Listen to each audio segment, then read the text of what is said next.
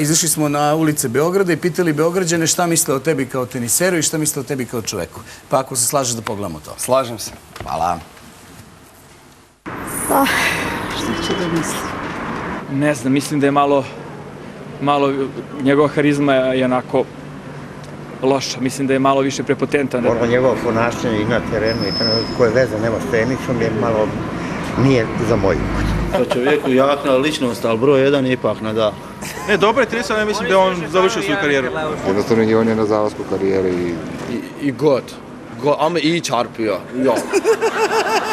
Finish. Loš je čovjek, dobar teniser. Kao čovjek nije kao u stvarnom životu.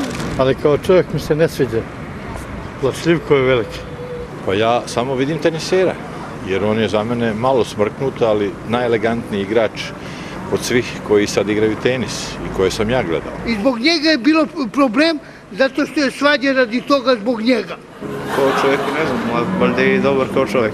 Eto, Ujedinjene nacije bilo pitanje Engleski, Nemačka sa Rusijom. Ujedinjene nacije bilo pitanje radi toga. kao teniser je odličan teniser, ali ne mogu ga podnesem. Dobar i teniser, verovatno je dobro čim je na vrhu, a sad kao čoveku ne poznajem ga, ne bih mogla ništa da kažem. Kao čovjek je loša, kao teniser je broj jedan. Za veče sa Ivanom Ivanovićem, Sanja Nešić. Sad čekaj, samo pitanje da... Znaš šta? Čekaj, stani polako. Čekaj, čuješ pitanje koje je bilo. Dobro, dobro. Šta mislite o Rodgeru Federeru kao teniseru, a šta mislite o njemu kao čoveku?